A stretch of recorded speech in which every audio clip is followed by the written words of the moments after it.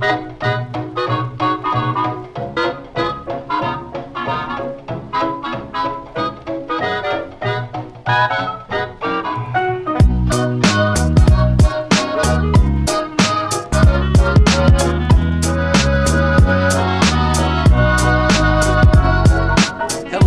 and welcome to Poker School Dropout, where we are immune to good advice. I'm Spike, and why do I say we? It's just me. Oh, what a stupid motto. Anyway, thank you for tuning in to this premiere episode. To kick things off, I will be reviewing not one, but two daily poker tournaments that you can find on the Las Vegas Strip. First is the Caesars Palace 10 a.m. daily tournament. I still don't understand why this isn't Kaiser's Palace. I mean, if anybody took Latin in high school or college, there's no soft C. AE is always pronounced as I. Kaiser's.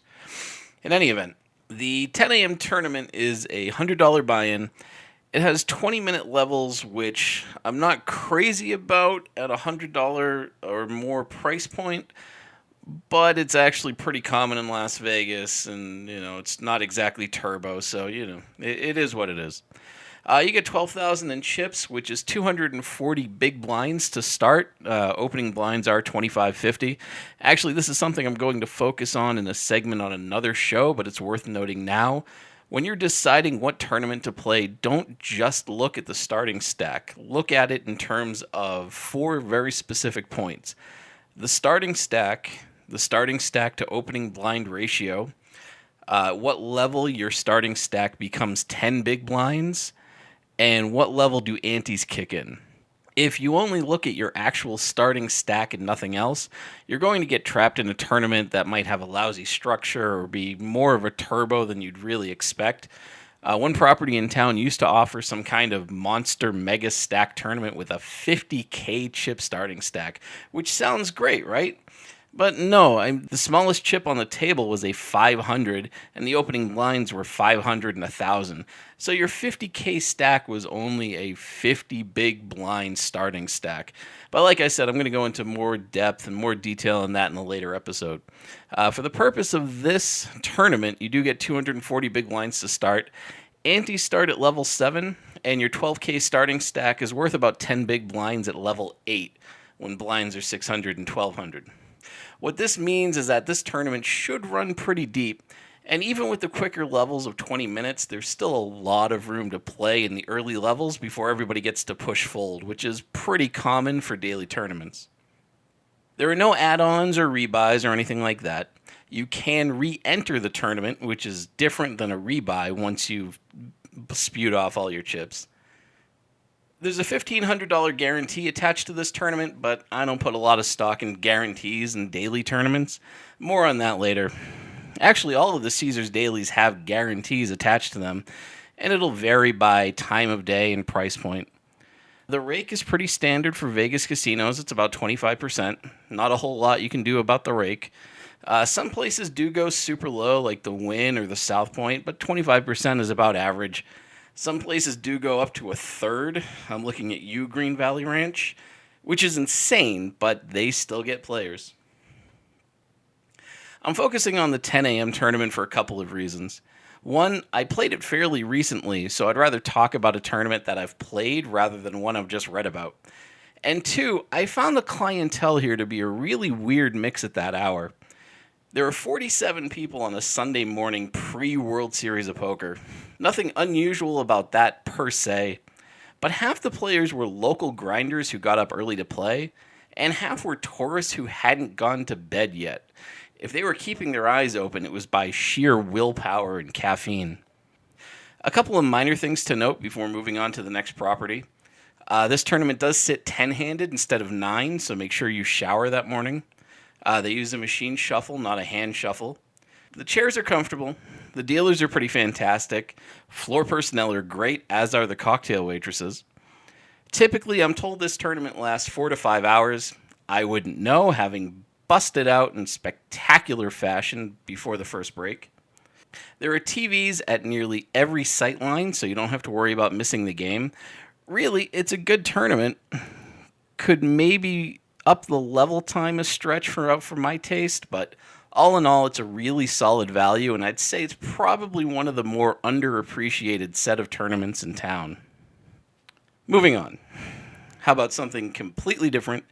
The Treasure Island 10 p.m. nightly tournament. Now, I know some of you are thinking I didn't even realize that TI had a poker room, and you're not alone. In fact, during non-World Series times, this room is pretty empty. I've gone there on weekends to run the 2 or 7 p.m. tournament, only to find out that they didn't get anybody else to sign up. It wasn't that they didn't get enough people, they got no people. None. Well, me, but nobody else. If there's a cash game running, it's typically a 1-3 no-limit game with a $500 cap, but the game isn't very active.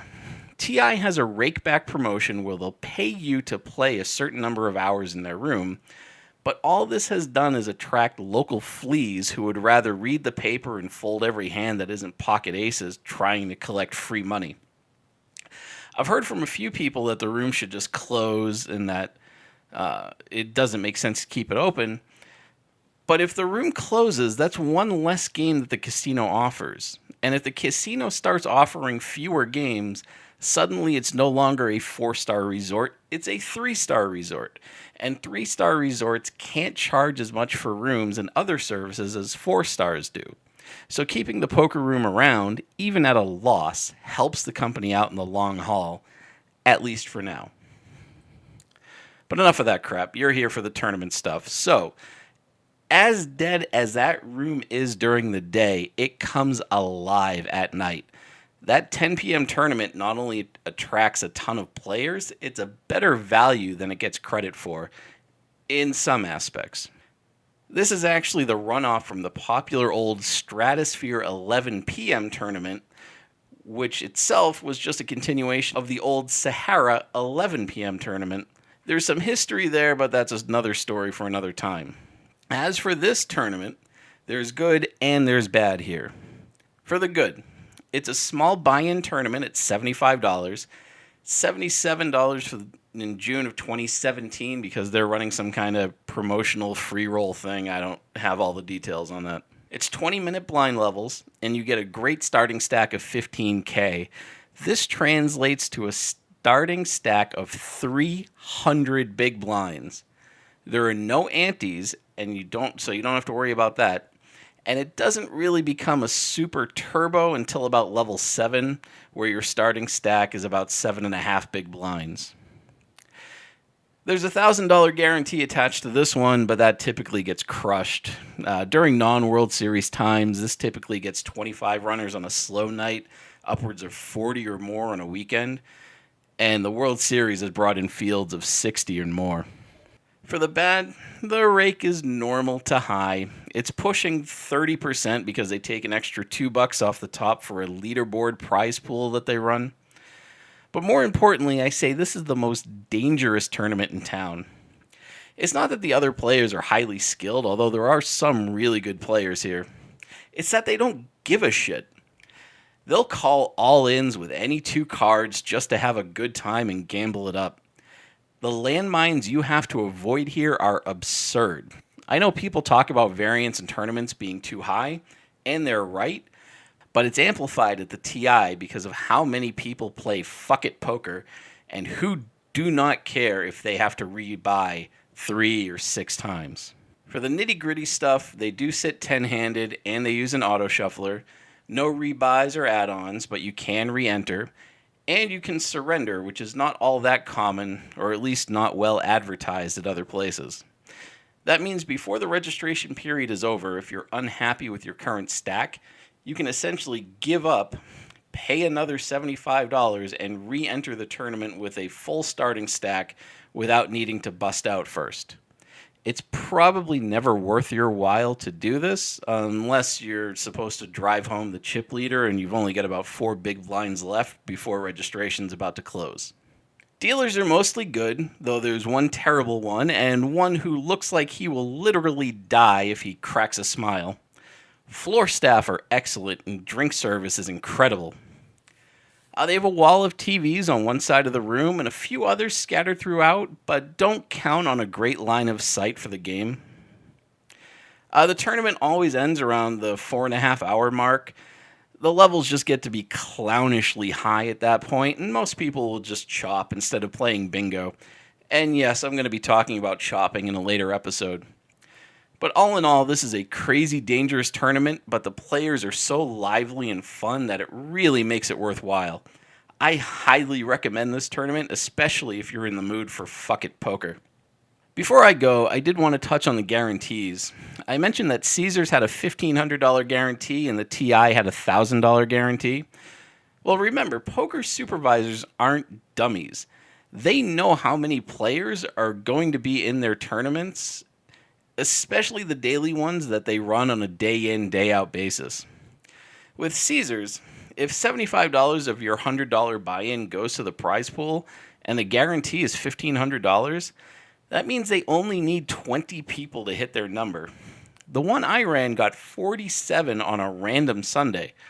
Of course they're going to make their number. The staff knows this. It's the same thing with the TI. If $53 of your $75 buy-in goes to that prize pool, and they have a $1,000 guarantee, that means they only need 19 people to register for the tournament before they hit their number. The World Series tournaments are getting more than 60. Even during non-World Series times, this is never a concern. So don't put a ton of stock in guarantees, especially in daily tournaments. It's a nice sounding incentive to get you in the door, but it shouldn't be the make or break reason that you decide to play one of these. So that's it. Thank you so much for listening. I hope you enjoyed it, and I hope it's been at least somewhat informative. Let me know if you want more specific things about these tournaments, like if the chips are clean or if the dealers are left-handed or anything else that you want to know. Or if there are specific tournaments you want me to look at. I've got notes written up on a bunch of them already, but I'm happy to sit down and look for other things that other people might miss. Feel free to leave a comment or a like or whatever this platform allows. I'm on Twitter at pokerdropout, at Spike McAwesome, and at vegaspokernetwork if you want more information about this podcast, the Seat Open in Sin City podcast that I'm running with Bike King 19, who's a Vegas poker pro and Vegas vlogger. And I'm trying to add other shows to that network as well, so you'll get up-to-date information about those when they become available. You can also email me directly at pokerschooldropout@gmail.com. And you can follow along on Instagram at vegaspokernetwork. I appreciate you taking the time out to listen to this rambling nonsense. Now go smash some tables.